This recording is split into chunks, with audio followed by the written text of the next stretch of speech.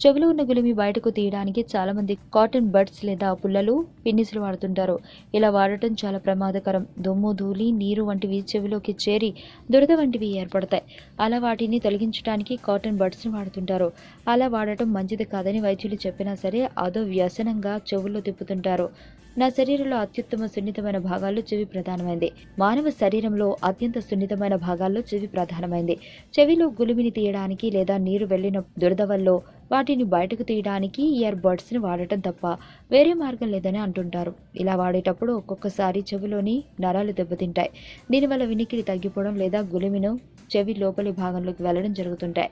ఇక ఇన్ఫెక్షన్లు సోకే ప్రమాదము కొట్టిపారేయడం. కాబట్టి చెవిలోని గులిమిని తీయడానికి పిన్నీస్ గాని ఇయర్ బడ్స్ ని గాని వాడటం అంత మంచిది కాదు అని వైద్యులు హెచ్చరిస్తున్నారు. అయితే చాలా మందికి తెలియని విషయం, సాధారణంగా గులిమి అందరి చెవుల్లోనే ఏర్పడుతుంది. అది చెవిలో ఉండి నరాలకు ప్రొటెక్షన్ లాగా ఉంటుంది.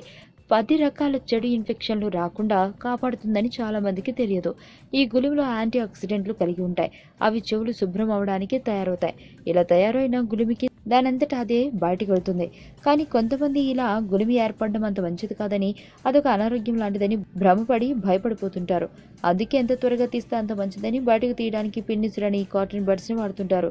కొందరిలో అయితే సాధారణ స్థాయి కంటే గులిమి ఎక్కువగానే తయారవుతుంది. అలా తయారు అవ్వడం కాస్త ఇబ్బందితో కూడుకునేదే. మరి ఆరోగ్యవంతమైన జీవితం కోసం మనం పాటించాలి కొన్ని నియమాలని. చిన్ని చిన్ని చిట్కాలతో చింతలేని జీవితాన్ని ఎలా గడపాలి అనే దానికి వీక్షిస్తూనే ఉండండి మన ఆరోగ్యం యూట్యూబ్ ఛానల్. మరిన్ని ఆరోగ్య సూత్రాలకు సబ్స్క్రైబ్ చేసుకోండి.